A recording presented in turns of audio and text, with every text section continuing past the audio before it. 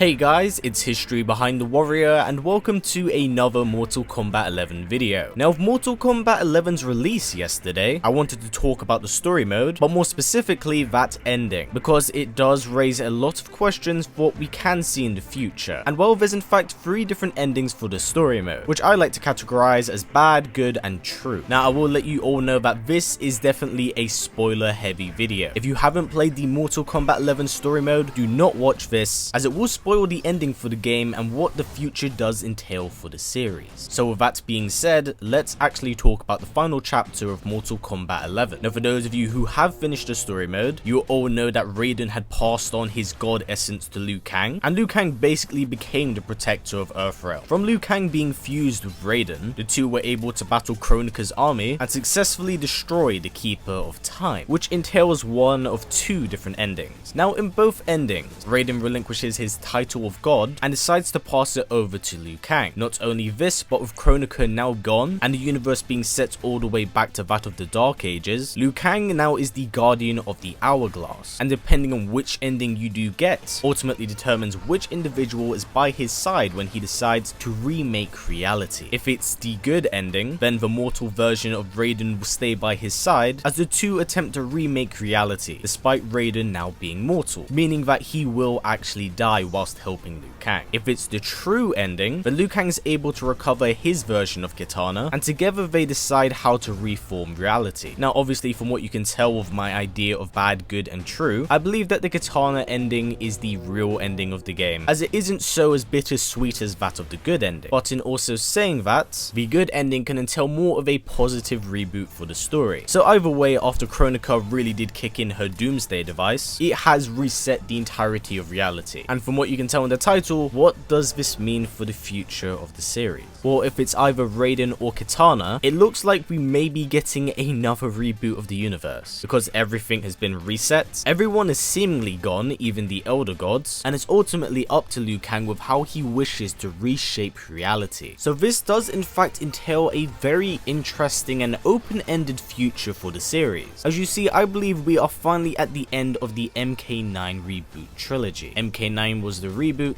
MKX was the introduction of the new generation, and MK11 is a culmination of both of those games and intertwining 2 different timelines together in order to create the main story for Mortal Kombat 11. And I definitely do think that the ending for Mortal Kombat 11 is a very open-ended one. But what does this actually mean for the next game? Well, honestly, I'm not entirely too sure. Not just because we have very small details to work with, but by again resetting the universe, you are dialing back everything that happens between MK9 and MKX. Everything there could be completely all gone and all undone, simply because of this reboot. However, we must keep in mind that the Liu Kang who's currently in possession of the Hourglass is a fusion of his old timeline self and his Revenant timeline self. So there's both information from the old and the new timeline, meaning that these somewhat new characters that were introduced in MKX still can exist in the future. It's ultimately up to Liu Kang with how he wishes to shape the universe, as he's now a deity that is above the realm of Elder Gods. So the future is quite uncertain at this point. What of the universe being undone and being molded back in a different shape? This could mean any of the characters that died between MK9 and